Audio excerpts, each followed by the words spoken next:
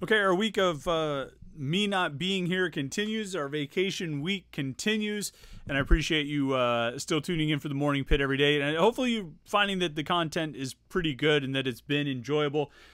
Yesterday, we talked to Damian Dunn, and I thought that conversation was really interesting. Hopefully, you got a chance to check it out. I think he's going to be a big part of the team this year, big piece of the puzzle as a leader and a guard, big part of the backcourt, playing with Jaylen Low and Ishmael Leggett and Brandon Cummings. I thought his comics were really good. Hopefully you checked that out and enjoyed it. Today we've got another one for you, and we're sticking with the transfers. We're sticking with a guy who's going to have a big impact on the team this year, and one that I think is going to be really good.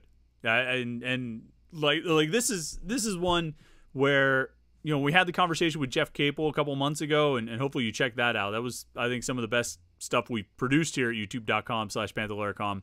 When we had the conversation with Jeff Capel, he really sold me on the potential of what Cam Corhen can be and what Cam Corhen can do at Pitt and what he's going to be able to do to help this team in this coming season, this 2024-25 season. And so I've been excited about it. I mean, I thought from the time that Cam Corhen committed as a transfer from Florida State, he was just with the doctor order for Pitt at the center position. And then talking to Jeff Capel and hearing his thoughts on Corhen, hearing what he thinks Corhen can do, I mean, that just pushed it even further for me. I was completely sold, completely bought in on it. And so I was really excited to talk to Cam Corhen, which is what we got a chance to do for today's conversation. So, I almost forgot. Cue the theme music.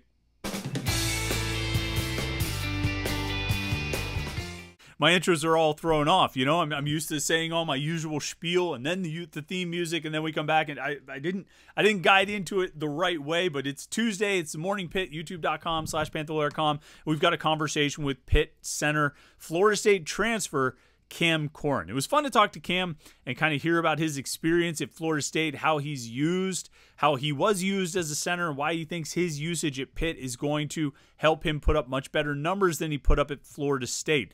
And I mean, that's one of the big questions facing Pitt one of the big questions that are going to be facing Pitt this season is, can a change in role for Cam Corhen really produce the kind of numbers and production that Pitt needs out of the center position that they weren't getting offensively, and really in terms of rebounding out of Federico and Guillermo Diaz-Graham.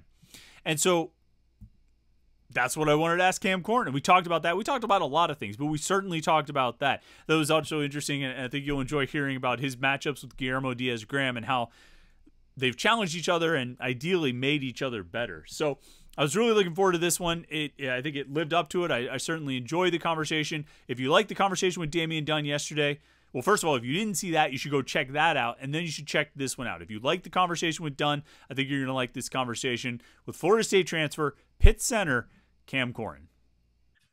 Cam, I appreciate you hanging out with us here for a little bit today. I'm looking forward to catching up with you. I think the last time we saw you, you were scoring like 25 points in the at the building, right?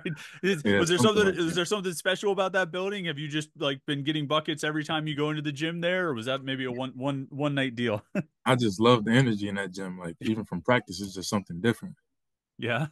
What that game, I mean, obviously it was one game. It was a big game. What do you remember about that game that night? I know Pitt won the game, but that's probably numbers wise, it was the best game of your career. Would you say that was the best game of your Florida State career? Yeah, I feel like overall that was the best game I had. What I remember is the student section. They were right behind the bench. They were crazy the whole game. And then I remember I was on the bench, and then I look across the court to the right. I see Aaron Donald. I'm tapping my teammates. I'm like, bro, that's Aaron Donald. But it was crazy. Who's the biggest celebrity or pro athlete or whoever you ever saw at a Florida State game? Probably Dwayne Bacon or like Terrence Mann, but just former players. That's Oh, okay. Well, Jay-Z was at a Pitt game once. Have you heard that story? The Jay-Z, really? It was like Zion Williamson was playing a game, and so I think he wanted to sign Zion, and so he just happened to stop in. But it was a big to-do. Yeah. Everybody got excited about that. But all right, so you went into the transfer portal at the end of the season. How did it come about, the contact with Pitt? Do you remember when you first heard from Pitt and kind of what that contact was like? Literally, I'm filling out my paperwork. I submit it. My name goes in the portal, and Coach Cable's the first person that calls me, and he talked to me every day from then. Huh. Like, I mean, was it like a matter of minutes after you put the paper in? I mean, like, were He you was, were he you was still saying in the like, office? I mean, yeah, I was in the office. He was saying I was waiting for you. Like I heard you were coming out, and I wanted to be the first person to call you. Like as soon as almost as I hit enter, it's wow. a random 412 number. So what did he say? I mean, had you ever talked to him before? Like, aside from a handshake line, I mean, did you know him at all? I knew about him. I've seen like some interviews he's done because obviously before you get in the portal, you want to do your research. But I've seen some interviews he's done and just seemed like a great dude. So I know a lot of guys, I mean, when they decide to go into the transfer portal, they have some idea of where they're going to look or what they're going to do. Mhm. Damien, we were talking to Dame Dunn, and he was saying that he pretty much knew it was going to be Pitt. But he had already Yeah. been down this road like a year ago and everything like that. Yeah. Did you have an idea of some of the schools you wanted to look at when you went into the portal? Was Pitt one you were thinking about or considering at I all? did. I had like a list. I didn't want to just go into the portal blind and figure out everything. Like coming out of high school, obviously you get a bunch of offers, trying to figure out everything. Your brain is spinning. But this time I wanted to like narrow everything down before I got in the portal. So I had 3 or 4 schools, and Pitt was definitely one of them. Oh, okay. Who else were you kind of interested in?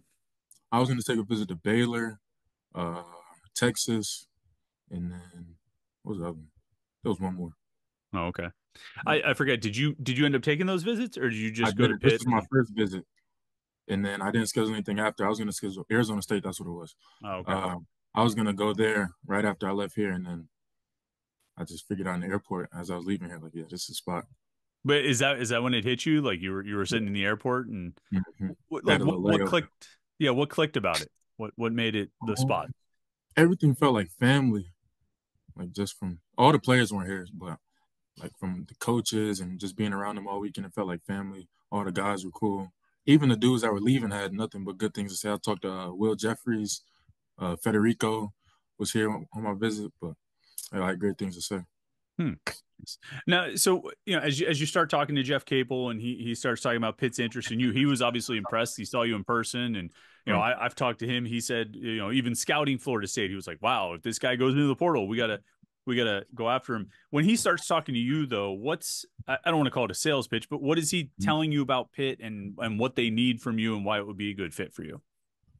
I feel like it's a good fit because he sees more than my game than even I see right now. And he has like a vision for me down the road and wants to keep expanding my game where a lot of schools were just, here's what you did last year. I like that. I want more of that. But here's what you did last year. That's your fastball, but I want to add things and help you grow. So I love that. Yeah, he was telling me the one time I talked to him about they seemed like they found things in your game that they believe you could do a lot more of. You know what I mean? Right. Like 2 point percentage and some of the 3 point shooting and maybe Right. some of the rebounding. What has he told you that the Pitt staff believes they can get more of out of you? You know what I mean? That maybe you weren't getting an opportunity to do as much at Florida State. Just my production overall, like he's saying, my points and rebounds should skyrocket because obviously I switched 5 at Florida State, so I'm not around the rim a lot. So my rebound numbers were pretty low for a dude my size, and he was just like, I'm not too concerned about that. Like it's gonna skyrocket once you get here. Just your production overall, and you'll have the ball in your hands more, just to make passes. Your assist numbers will go up. But he said he could see a lot more this year. You mentioned about switching and how maybe being around the rim more could provide more opportunity. Is that something you notice like as you're playing, as you're going through the season? Like, oh man, look at the center on this other team. He gets to stay by the Uh, rim. If I did that, I exactly. could probably get 12 rebounds. Like, Yeah, are you thinking those kind of things? it was because I remember who did we play? We played somebody, and the big wasn't very good, but he just had a bunch of rebounds. He's just standing around the rim. Our guard's down there trying to box him out. He's just getting a bunch of offensive rebounds, and it's just like this can't be the most effective way to play basketball. So is that was that a big part of going into the portal to try and find that better opportunity is For for sure, just usage? something more traditional. Like obviously, my first 2 years, it was great. Like I could show I could move my feet. I showed I had lateral quickness, but after that, I showed all that. Now it's time to get my numbers up. So. Right.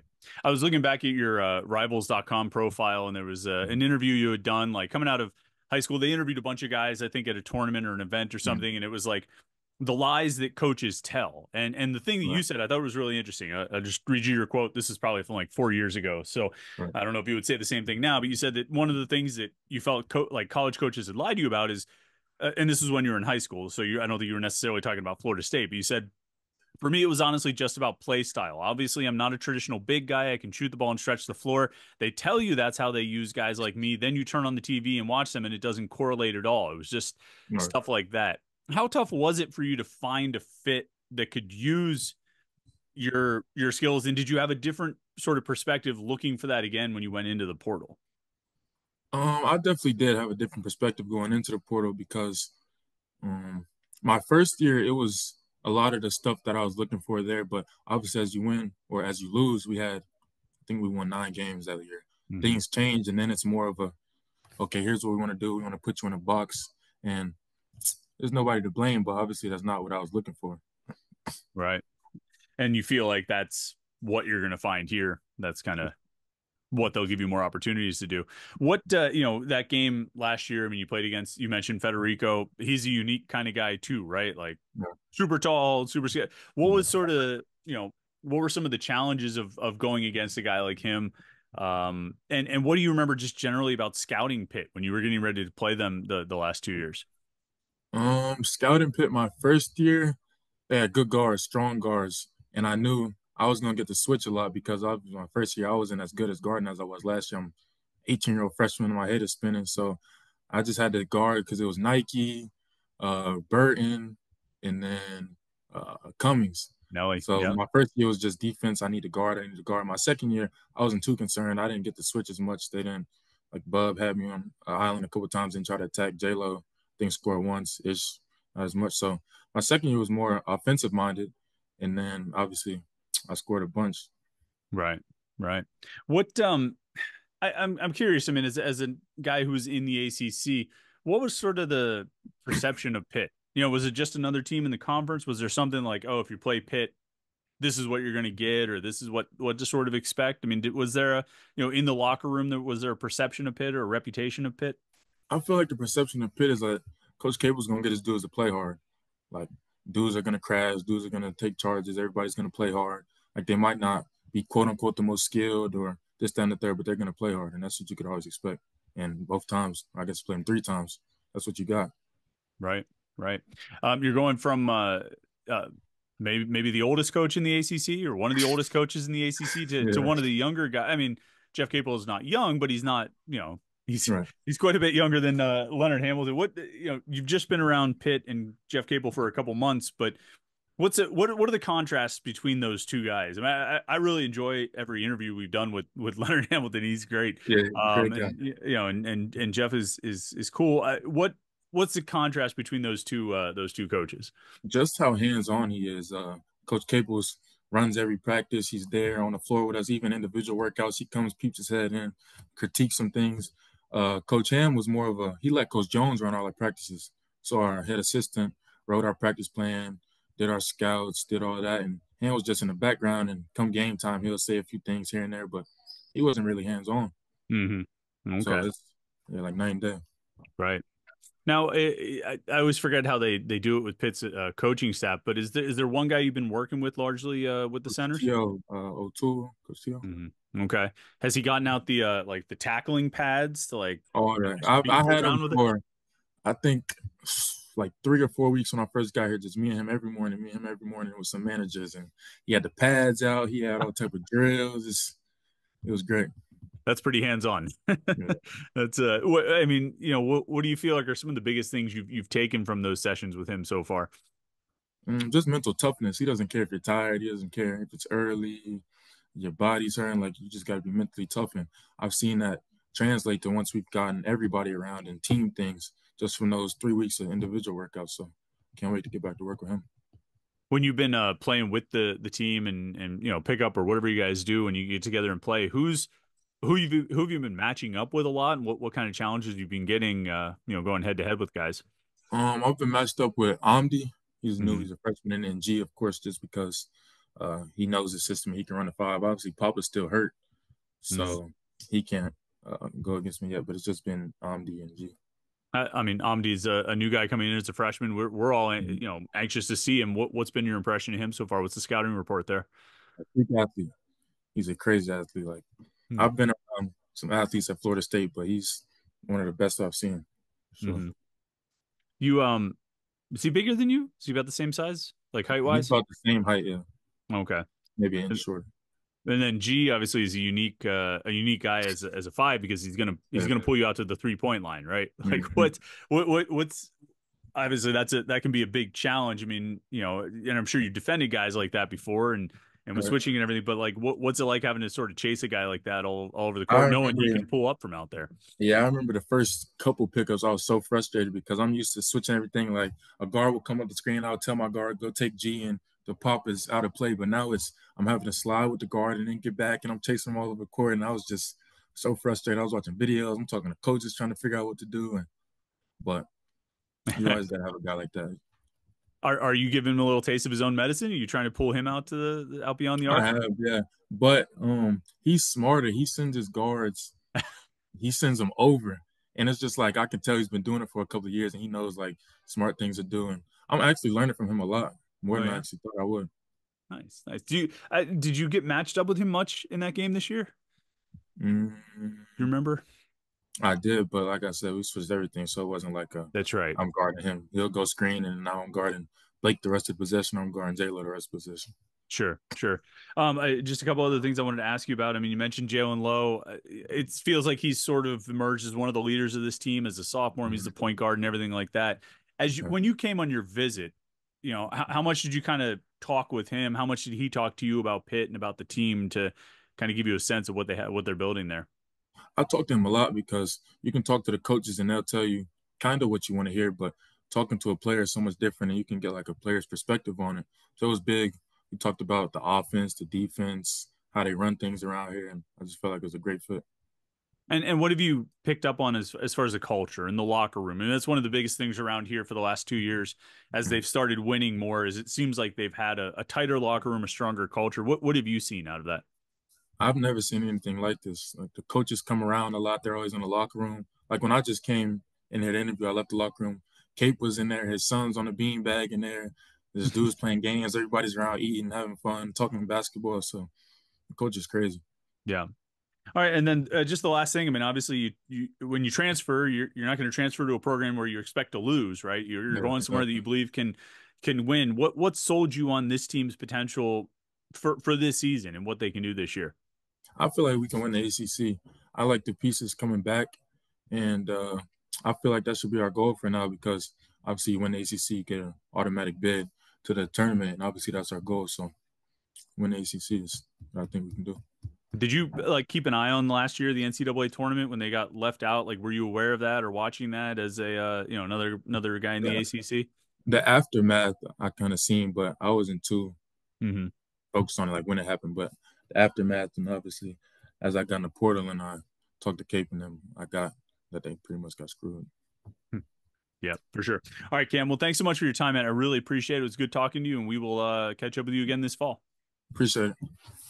All right, thanks to Cam Corhen for joining us. It was a lot of fun talking to him. I think some of his conversation about what he's seen out of the Pitt team so far, the culture, the locker room, and just battling with Guillermo Diaz-Graham and Omni Najai. It's pretty good stuff. So much, I think it can be such a game changer. Yeah, this is a guard-driven game. It's a guard-driven league and all of that, and Pitt's going to win or lose with its guards. But if you have an actual low post presence, if you can have someone who can score down low, who can actually take up space down there and be more than just a little, offer some rim protection because of your length, I mean, I think that can really open up even more for the guards on the perimeter and what they're able to do out there. So I think Cam Corhen's a big piece of the puzzle. I think he's going to be really good for Pitt this year, and certainly it was fun to chat with him. So thanks to Cam Corhen for hanging out with us for a little bit. Thanks to you for watching. Make sure you like this video and subscribe to our YouTube channel, youtube.com/Panther-Lair.com, and don't forget the website, Panther-Lair.com, Pittsburgh.rivals.com. Even though I'm out of town, we still have a ton of content. Panther-Lair.com. Jim's cranking it out. I got a bunch done before I left. So we get these Morning Pitt videos for you. We got our position previews of the defensive tackle and everything else that Jim comes up with. So make sure you check it out. Panther-Lair.com. And I'm on vacation, but I'm still going to be on the message boards because how could I not, right? How could I not? All right. Thanks again to Cam Corhen. That was a lot of fun. We got another one coming for you tomorrow. We talked to Damian Dunn yesterday. Cam Corhen today. Can you guess who it's going to be tomorrow? I think you're going to like it. Make sure you tune in then. Have a great Tuesday. We'll talk to you tomorrow on the Morning Pit, youtube.com/Panther-Lair.com.